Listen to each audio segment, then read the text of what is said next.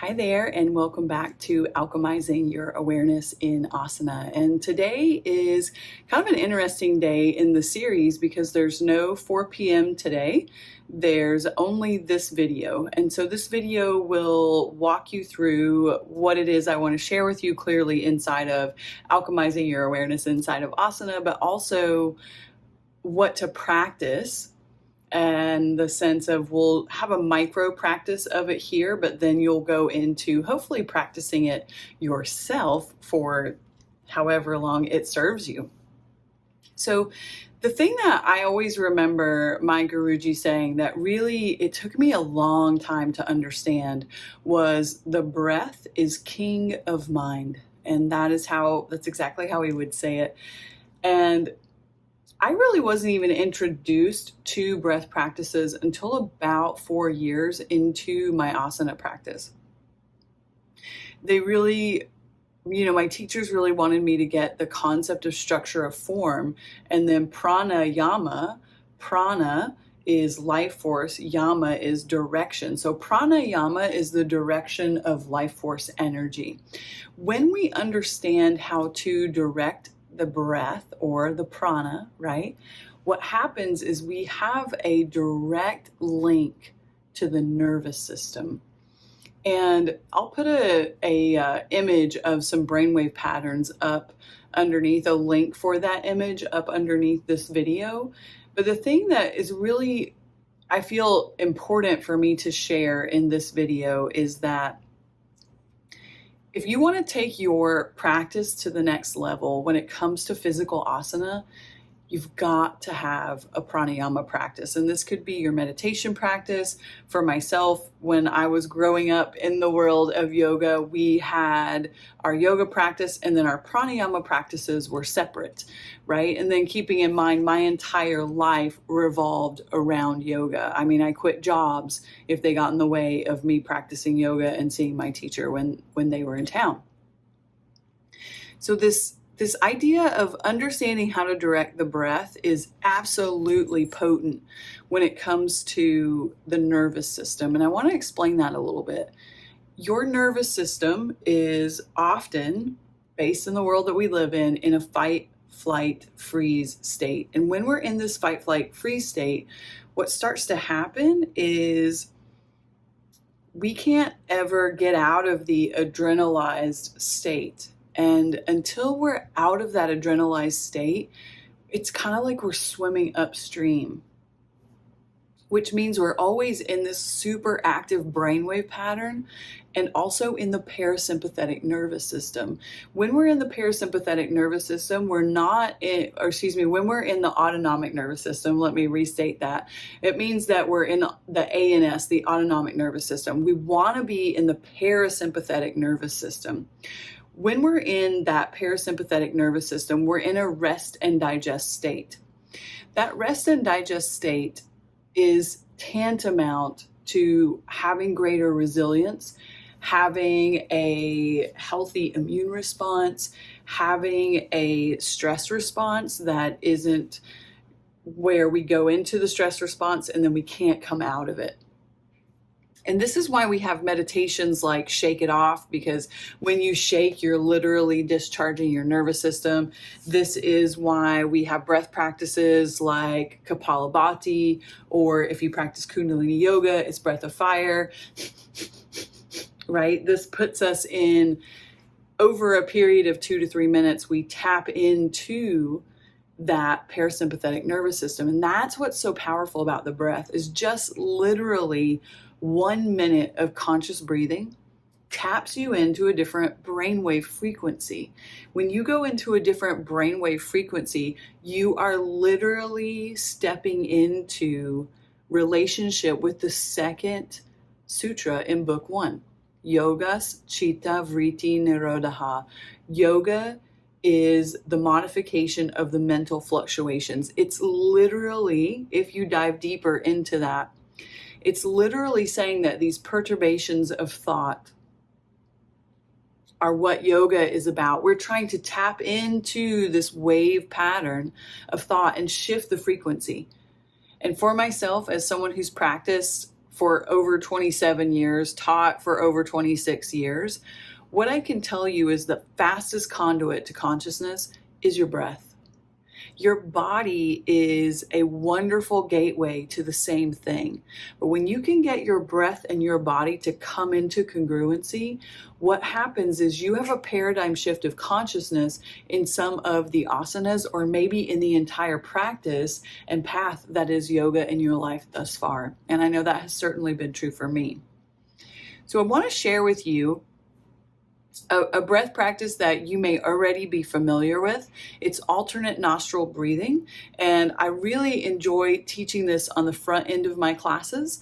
And then in some of my flow classes, I will teach it in different parts. I'll teach the solar nostril, so we'll breathe right side only at the beginning of class, left side only before Shavasana, and then we'll alternate after Shavasana before class is over. Another thing that I like to do with this is if you are really feeling that you have high energy or you're overstimulated, just breathing out of the left nostril, that is the Ida Nadi, and that's the lunar current or the feminine current or the cooling current, if you just like to think of the elemental aspects. And then if you feel that you're having an afternoon slump in energy and you want to cultivate a little bit energy, then just breathing in and out through the right nostril is a great way to do this, because that's the solar or Pingala, right? That's the fire channel or the masculine energy, which is a little bit more mobile in a different way. So when we can cultivate these two nadis, what starts to happen, especially if you can layer this with that bandha practice that we've already practiced this week, you're going to really notice a shift in the way you react. And that shift will come in the sense of you will become more responsive and less reactive. I want to just talk about that for a second. So reactive is that fight, flight, freeze. Responsive is where intellect and intelligence come together based on the wisdom of your experience. That's how I'm using that language here. So today we're going to practice alternate nostril breath. The way we'll do it is 1 minute left, 1 minute right, and then 1 minute alternating. And this is really the way that I would suggest. And then you just up the minutes, right? So maybe it's 2 minutes left, 2 minutes right, 2 minutes alternating, and you just keep stepping into it. But I want you to have this experience so that you could perhaps start practicing this before you do your yoga asana. And just notice how it puts you in a different frequency. Because this is how we start alchemizing our practice, is by stepping into our practice, not as a place of checking out from what's going on in the world, but instead as a place of tuning in, turning on, tapping in, and then showing up 100%. So go ahead and find yourself a comfortable seat. Remember, you can do all this stuff reclining. It's just going to be a little bit challenging maybe for the arm, but you do what works best for you. Again, I'm just in a comfortable cross-leg position. You do whatever seated position works for you. A chair is always lovely as well. And we're just going to close off the right nostril. I like to do it by taking the pad of my thumb, closing off the right nostril, the other 4 fingers point up, and just beginning to breathe in and out through the left side.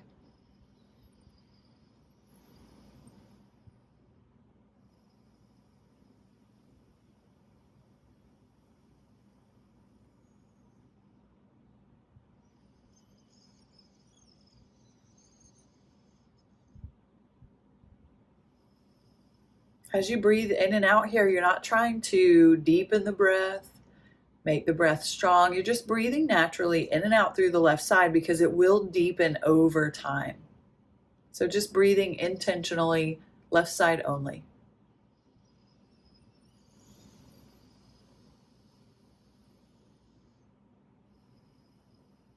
Your eyes closed, you're gazing behind the brow. 3 more breaths here.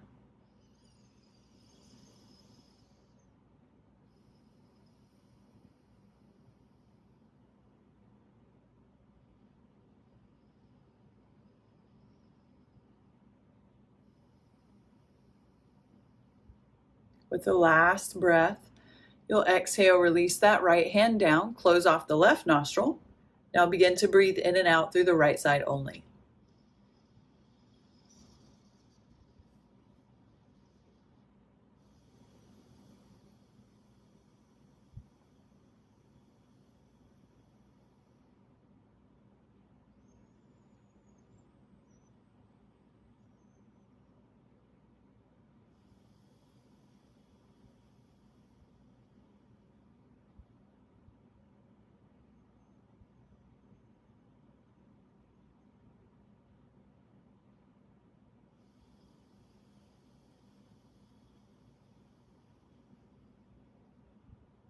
You're doing great.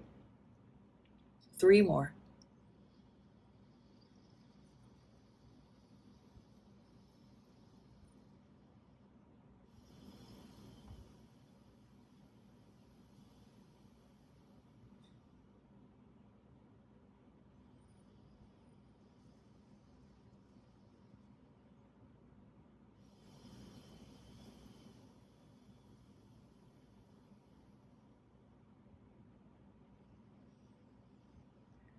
As you exhale this breath, you'll slowly release that left hand down. Now we'll begin to alternate. I usually use my pinky and my thumb right above that crescent shape.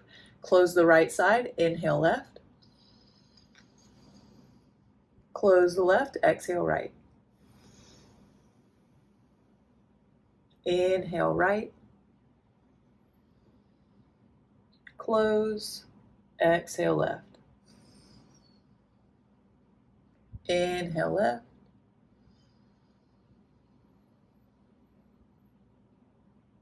Close, exhale right.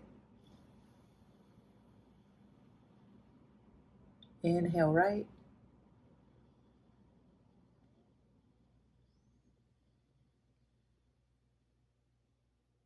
Close, exhale left.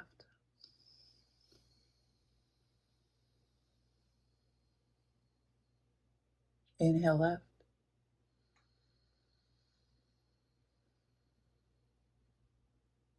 Close, exhale right. Continue one more full cycle. We'll finish around the left nostril. Inhale right. Exhale.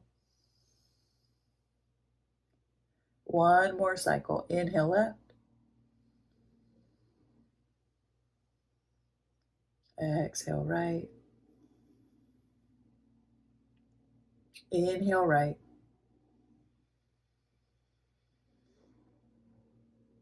Exhale left. Just release the right hand down. Notice how you feel.